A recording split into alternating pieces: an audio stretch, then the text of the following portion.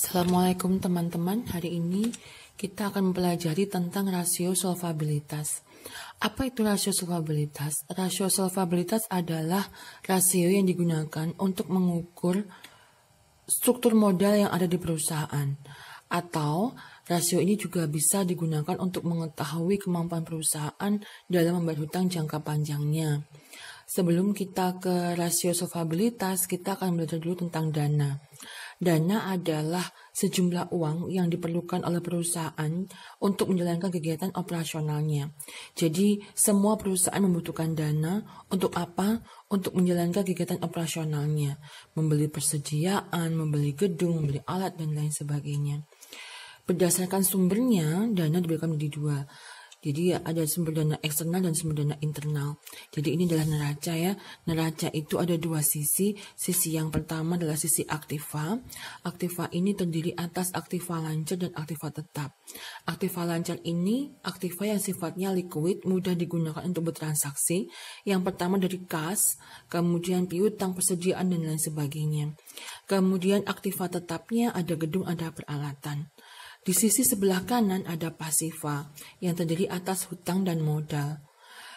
Aktiva ini adalah hartanya perusahaan, asetnya perusahaan. Sedangkan pasiva adalah sumber dananya perusahaan.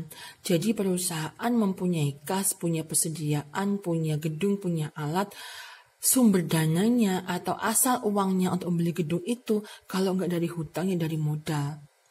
Nah di sini ada sumber dana itu dibagi menjadi dua berdasarkan sumbernya atau sifatnya. Yang pertama adalah sumber dana eksternal, yaitu sumber dana yang berasal dari luar perusahaan, bisa dari vendor, bisa dari bank, dan lain sebagainya.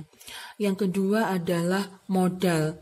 Modal ini disebut sebagai sumber dana internal. Kenapa? Karena memang berasal dari dalam perusahaan itu sendiri. Kalau hutang berasal dari pihak lain, kalau modal berasal dari perusahaan itu sendiri. Modal ini bisa berupa modal saham ataupun juga laba yang ditahan, gitu ya. Kemudian kita tahu bahwa sumber dana eksternal dan sumber dana internal itu tentu saja sangat berbeda. Ada kelebihan, ada kekurangannya masing-masing. Untuk sumber dana sendiri ini, yaitu saham dan laba ditahan tadi,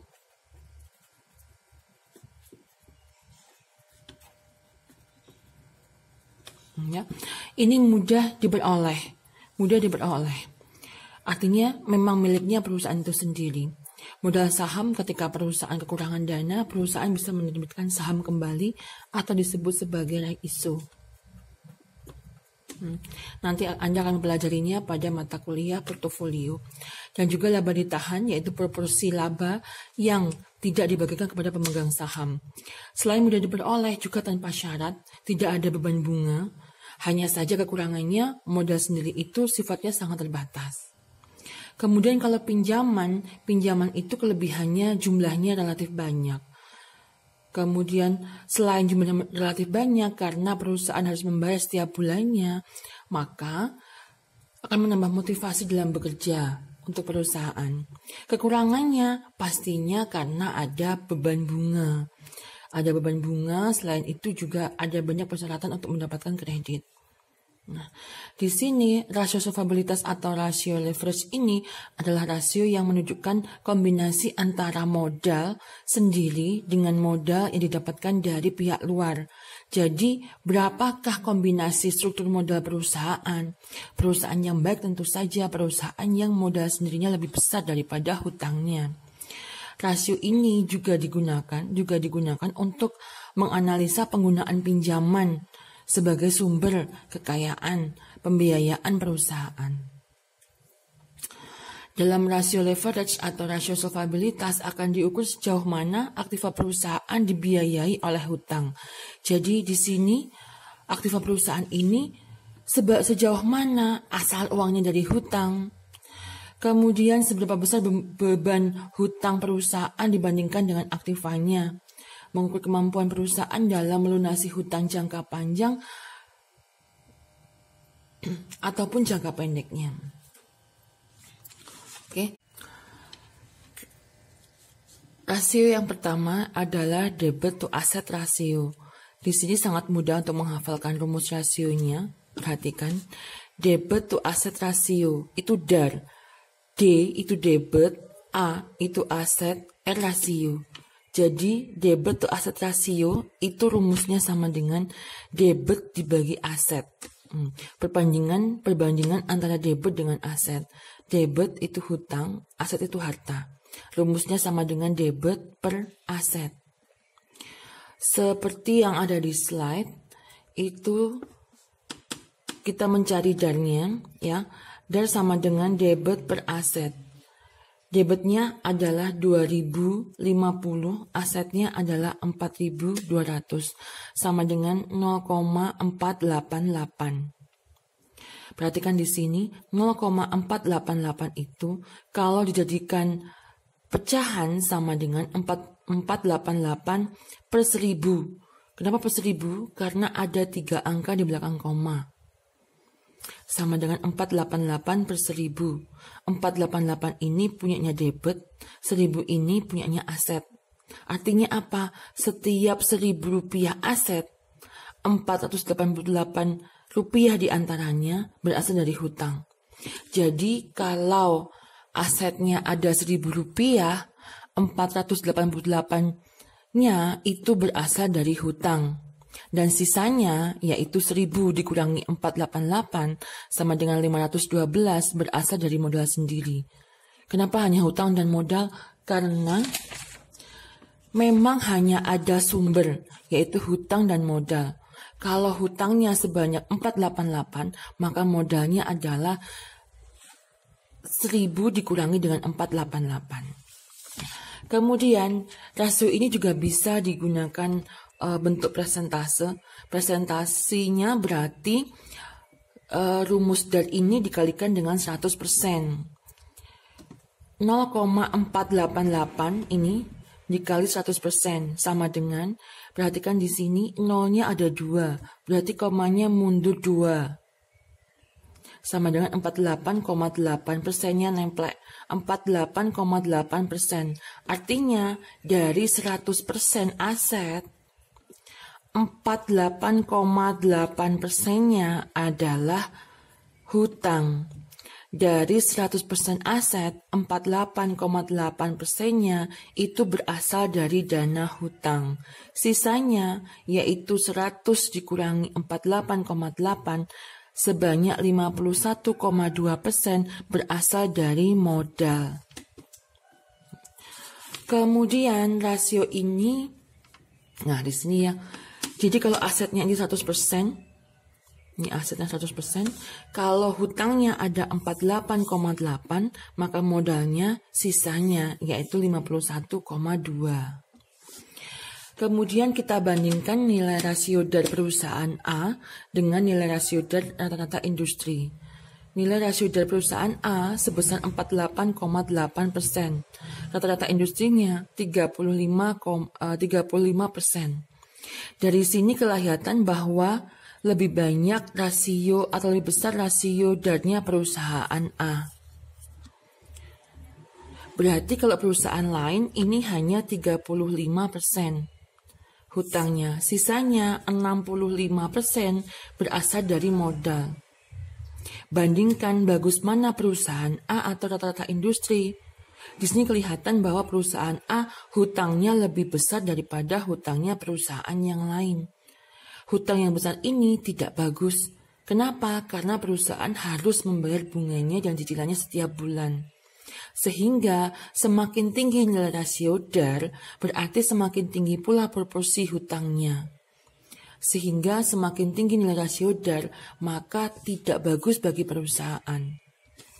Proporsi hutang perusahaan lebih banyak daripada perusahaan yang lain. Kebalikannya, kalau perusahaan lain modalnya 65%, perusahaan A hanya 51%. Proporsi modal perusahaan lebih sedikit daripada perusahaan lain. Di sini dapat disimpulkan bahwa hutang perusahaan terlalu banyak. Hutang perusahaan lebih banyak daripada perusahaan lain. Bagi bank yang hendak memberikan kredit, ini merupakan resiko finansial, artinya perusahaan ini beresiko untuk tidak bisa melunasi pinjamannya. Kenapa? Karena hutangnya terlalu besar. Angka rasio dari yang besar ini menyebabkan bank akan memikir 2 kali untuk memberikan pinjaman pada perusahaan A. Di sini dapat disimpulkan bahwa semakin tinggi nilai DAR, maka hutang yang digunakan untuk membeli aktiva semakin besar. Atau semakin besar aktiva yang berasal dari hutang. Jadi mungkin peralatannya masih hutang, gedungnya masih hutang, dan itu membebani bagi perusahaan. Sebaliknya, kalau hutangnya besar, berarti modal yang dimiliki juga sedikit. Perusahaan mengandalkan hutang untuk membiayai untuk membeli aktivanya. Yang kedua adalah debit to equity ratio. Kalau tadi DAR, kalau ini DER. Kalau DAR itu debit to asset, kalau DAR ini debit to equity. Kalau DAR perbandingan debit per aset, kalau DER adalah perbandingan debit to equity, di mana debit itu hutang, equity adalah modal. DER, DE rasio, debit to equity rasio, gitu ya. Ini digunakan untuk mengetahui proporsi atau perbandingan hutang dibandingkan dengan modalnya. Rumusnya total hutang dibagi dengan total modal, sama seperti yang di slide.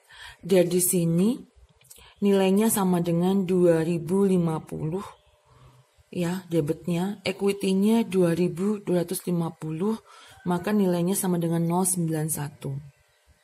091 ini kalau dibuatkan desimal sama dengan 91 per 100. Kenapa 100? Karena ada 2 angka di belakang koma. Berarti ini hutangnya adalah 91, modalnya sama dengan 100. Artinya apa? Setiap 100 modal, 91 rupiah diantaranya untuk digunakan untuk menjamin hutang. Jadi karena hutang itu sumber dana eksternal dan modal sumber dana internal, maka hutang itu harus dikembalikan. Apabila perusahaan mengalami kolaps, apa yang digunakan untuk membayar hutang-hutangnya? Ya modalnya yang berupa aset tadi. Dalam persentase, kita tinggal mengalihkan persentase nilai DER ini dikalikan 100%, sama dengan 91%.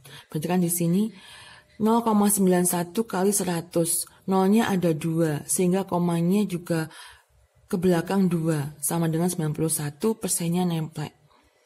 Ini artinya sama dengan 91 per 100.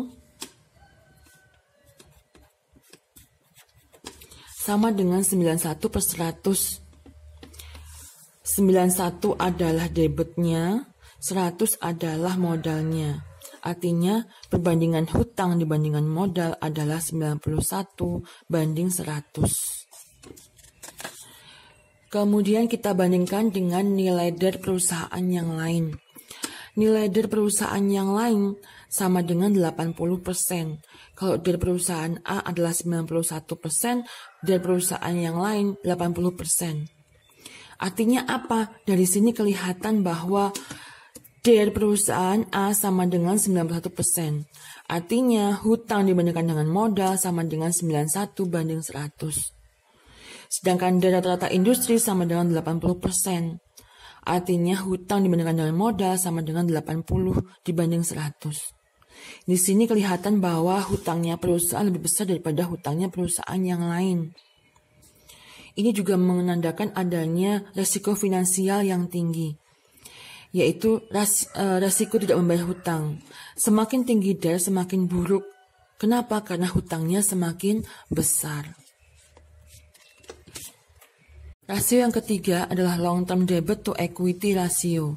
Long term debit to equity ratio adalah rasio yang digunakan untuk melihat proporsi hutang jangka panjang terhadap modalnya. Ini long term debit ya. Long term debit berarti hutang jangka panjang.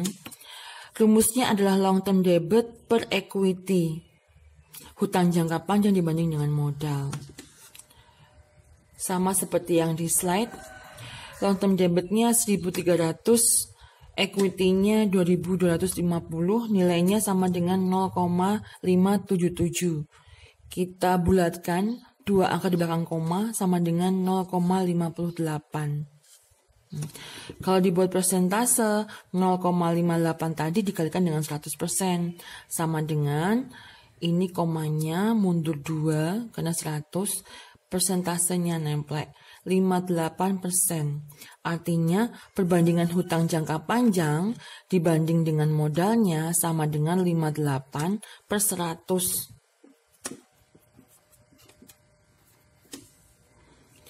58 ini adalah hutang jangka panjang, 100 adalah modalnya. Yang kedua, setiap 100 modal, nantinya Rp58 diantaranya digunakan untuk membayar hutang jangka panjangnya. Hutang jangka panjang yang besar itu mengartikan atau mengindikasikan satu, sangat berbahaya. Kenapa? Karena jumlahnya besar.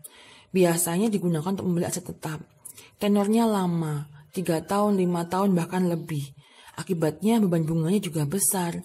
Ini nanti akan mengakibatkan mengurangi laba. Ya.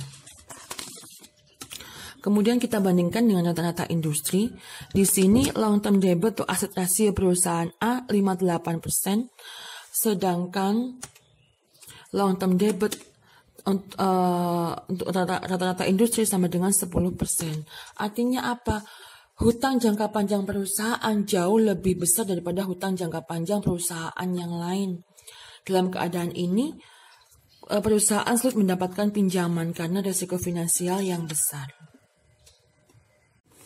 Rasio yang keempat adalah time interest earned. Time interest earned ini adalah kemampuan perusahaan.